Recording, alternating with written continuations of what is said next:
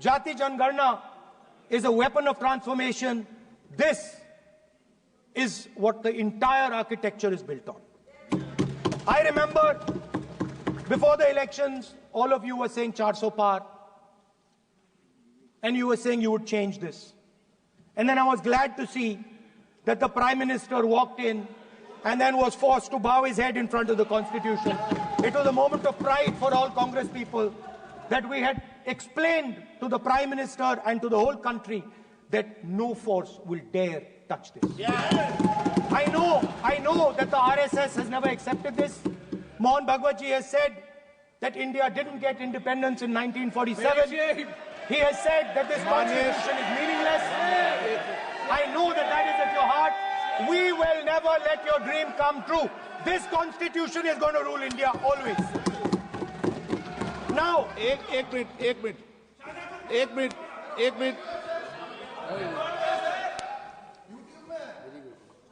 आप प्रतिपक्ष के नेता हैं। मेरा आपसे आग्रह है कि जो विषय आप रखें वह तथ्यों के आधार पर रखें, तो उचित होगा। मैंने आपको पहले भी कहा, और जो सदन के सदस्य नहीं है उनकी चर्चा न करें। बताता हूं सर, मोहन भागवत आप नियम प्रक्रियाओं की पालन करें, आपसे अपेक्षा। सर, मोहन भागवत जी ने स्टेटमेंट दिया। मोहन भागवत का statement Sir, one second. We will authenticate. Speaker, sir. We will authenticate. Speaker, sir. Mohan Bhagwatji made a statement saying that India did not receive independence in 1947. It received independence when the Ram Mandir was inaugurated. We will place that on the table. Now, sir, I would like to mention one small thing, but very important thing. Speaker, sir, this constitution is supported by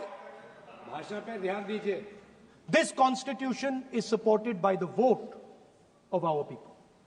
Without the secure vote of the Indian people, this constitution means nothing. Now I want to bring to the notice of this House some data, some information about the Maharashtra election. Very simple stuff. Speaker, sir, between the Lok Sabha election,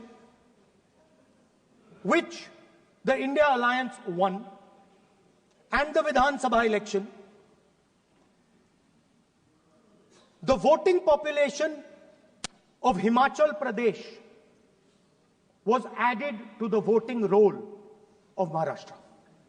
Meaning the entire population of Himachal Pradesh was added to the voter rolls of Maharashtra. Please understand what I am saying. In Lok Sabha, the difference between Lok Sabha and Vidhan Sabha was the population of Himachal. The entire population. Almost 70 lakh new voters suddenly arrived between Lok Sabha and Vidhan Sabha. Now, the most interesting part, and the Prime Minister is not looking at me. The most interesting part,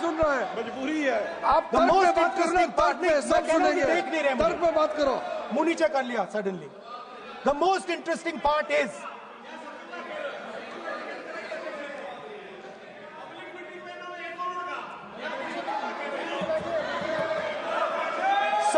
Sir, Maharashtra mein more voters were added in 5 months in Maharashtra than were added in 5 years in Maharashtra.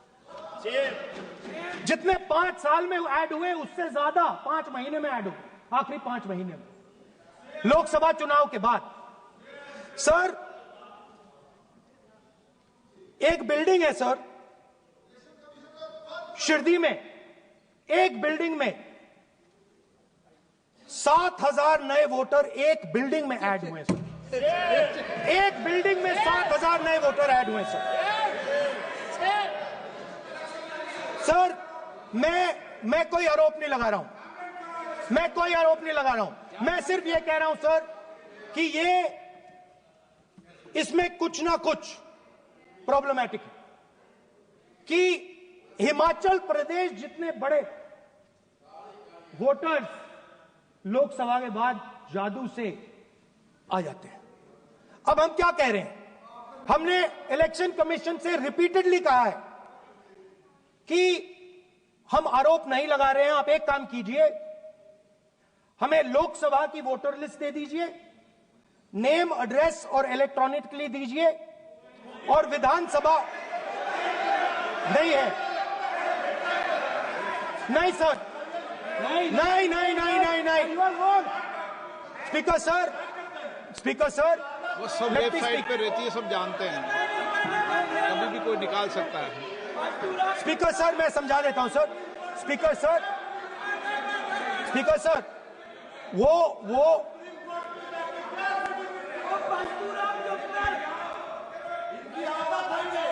Speaker sir, we have asked, speaker sir,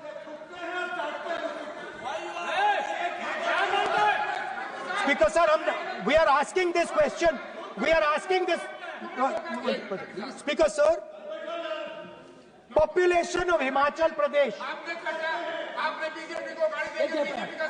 Please.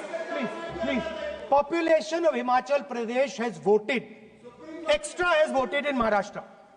We are saying to the Election Commission, please give us the names and addresses and polling booths of all the workers in the Lok Sabha and all the workers in the Vidhan Sabha, so we can calculate who these new workers are, who these new voters are. Interestingly, the new voters are mostly in the constituencies that the BJP has swept. Please understand, the new voters have been added mostly in the constituencies where BJP has swept. I am still not making an allegation. I am saying on the floor of the House that the Election Commission has to give the data of the Maharashtra elections to the Congress Party, to the Shiv Sena and to the NCP, so that we can see exactly where these voters have been added, who has been subtracted, who has been added, where they have been added. This is not an irresponsible request. This is a very simple request for them to fulfill. The reason I am saying this, sir, is because the rules have been changed. This is not just said in isolation. Speaker, sir, the election commissioner used to be chosen by the Prime Minister, Leader of Opposition, and the Chief Justice.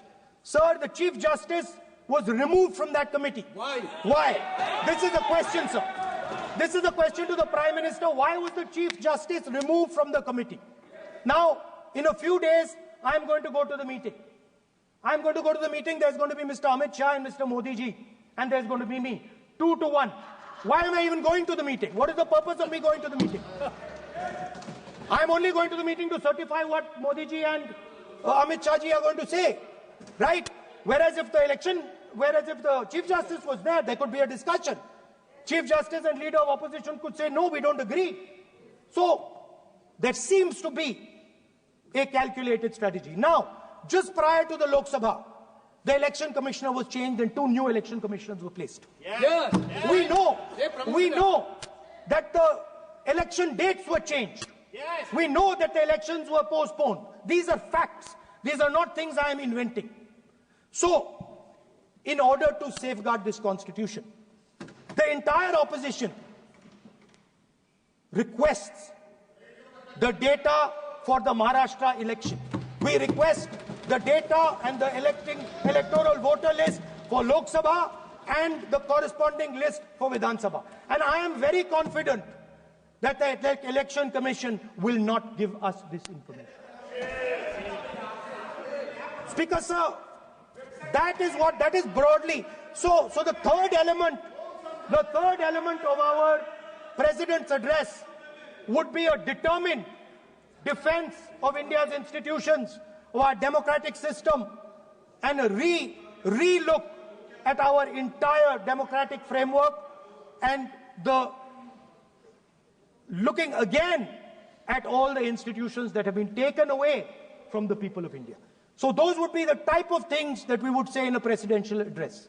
I'd like to finally say one thing. In the last, थोड़ा बढ़ा देता हूं.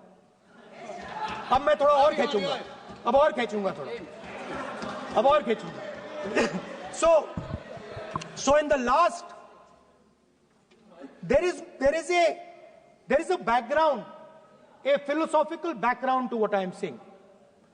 Essentially what I am saying to the youngsters of India and to this house is that instead of focusing on multiple things, instead of telling us a laundry list, give us a strategy, give us a vision, make it clear, right?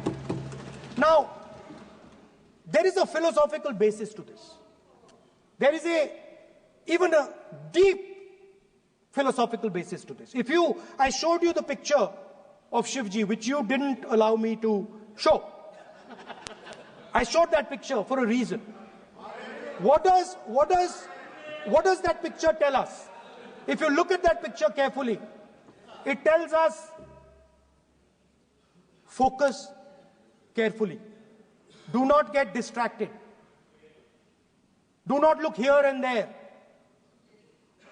Do the job at hand. So there is a philosophical basis to the speech I have given. I have not told the House and the country that we will do this, and this. This is the philosophy of Shivji. Say what you have to say, but be clear that you're going to do that one thing and don't do 50, 60, 70 different things. So there is a link between our philosophical tradition, our religious tradition, and what I'm saying. And that is what India needs to do. India needs to connect the past, the values of the past. You talk about Sardar Patel ji, but you destroy Sardar Patel ji's values every day. You talk about Ambedkar ji, you destroy his values every day. You talk about Nehru ji. No, you don't talk about Nehru ji.